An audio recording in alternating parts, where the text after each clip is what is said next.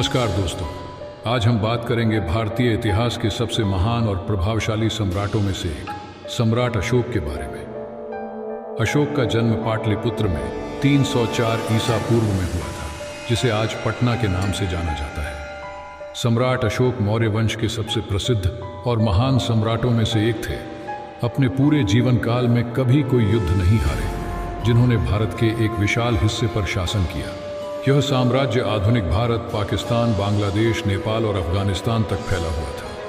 यह विशाल साम्राज्य उस समय तक से आज तक का सबसे बड़ा भारतीय साम्राज्य रहा है।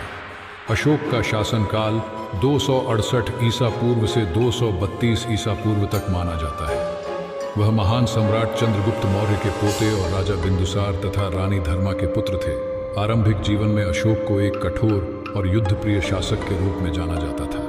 श्रीलंका की परंपरा के अनुसार बिंदुसार की 16 पत्नियां और 101 बेटे थे। इनमें से केवल 3 बेटों के नाम बताए गए हैं। सबसे बड़े बेटे का नाम सुसीम था, दूसरा अशोक और तीसरा और सबसे छोटा तिष्य था, जो अशोक का सगा भाई था।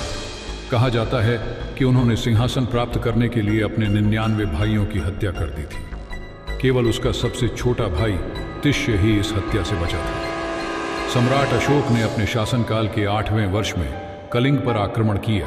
इस समय में कलिंग एक स्वतंत्र और समृद्ध राज्य था, जो आज का उड़ीसा है। अशोक ने अपने साम्राज्य का विस्तार और रणनीतिक महत्व को देखते हुए कलिंग पर आक्रमण करने का निर्णय लिया था।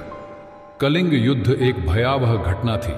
इसका उल्लेख अशोक के 13वें शिलालेख में मिलता है। युद्ध के दौरान लगभग 1.5 लाख लोग घायल हुए, जबकि 1 लाख लोग मारे गए। इस युद्ध में सम्राट अशोक की जीत हुई, लेकिन इस युद्ध ने सम्राट को अंदर से हिला दिया। युद्ध के मैदान पर बिछी लाशों, विधवाओं की चीखों और अनाथ बच्चों की आंखों में छिपे दर्द ने उनके मन को बदल दिया। इस युद्ध में भारी नरसंहार हुआ, जिससे अशोक बहुत ही व्यथित हो गए। इस युद्ध के बाद अशोक ने हिंसा त्याग कर बौद्ध धर्म अपना लिया और धर्म के मार्ग पर चलने का संकल्प लिया। अपने जीवन का शेष भाग बौद्ध धर्म के प्रचार और प्रसार में समर्पित किया। कलिंग युद्ध दुनिया का एकमात्र युद्ध था जहां विजेता ने अपनी तलवार छोड़ दी और कभी युद्ध न करने का फैसला लिया। यह भी उल्लेखनीय है कि कलिंग के राजा जो इस युद्ध में पराजित हुए थे, उनके बारे में जानकारी कम उपलब्ध है। ऐतिहासिक स्रोतों में उनके बारे में विस्तृत विवरण नहीं मिलता। अशोक ने बौद्ध धर्म का प्रचार भारत के साथ साथ अन्य देशों में भी करने के लिए मिशनरियों को भेजा। इतना ही नहीं, अशोक ने अपने बेटे महेंद्र और बेटी संघमित्रा को बौद्ध धर्म का प्रचार करने के लिए श्रीलंका भेजा।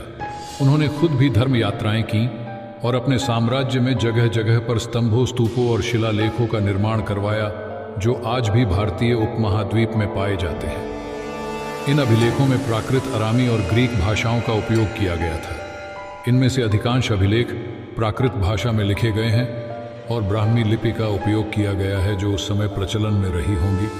इन स्तंभों और शिलालेखों में उन्होंने सत्य, अहिंसा, करुणा, धार्मिक सहिष्णुता, नैतिकता और सभी प्राणियों के प्रति दया का संदेश दिया एवं पशु बलि प्रथा की निंदा की। अशोक का धर्म धार्मिक और सामाजिक नैतिकता का भी प्रतीक था, जिन्हें उनकी क्रूरता के कारण चंडाशोक कहा गया था।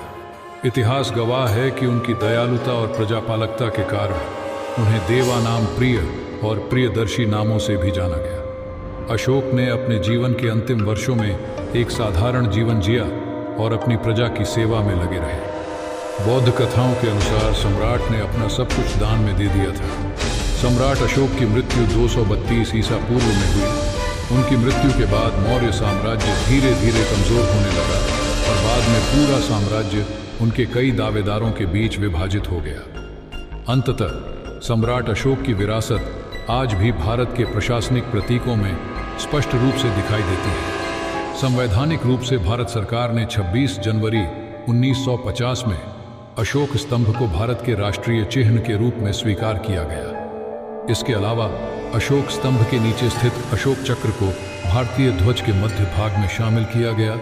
सम्राट अशोक ने इस स्तंभ का निर्माण सारनाथ में करवाया था, जहां महात्मा बुद्ध ने अपना पहला उपदेश दिया था। अशोक की नीति और उनके द्वारा फैलाए गए धर्म और शांति के संदेश ने उन्हें भारतीय इतिहास ही नहीं, बल्कि दुनिया के इतिहास में महानतम शासकों में से एक बना दिया। हमें आशा है कि आपको यह जानकारी पसंद आई होगी। वीडियो देखने के लिए धन्यवाद और इस वीडियो को लाइक करें और हमारे चैनल को सब्सक्राइब करना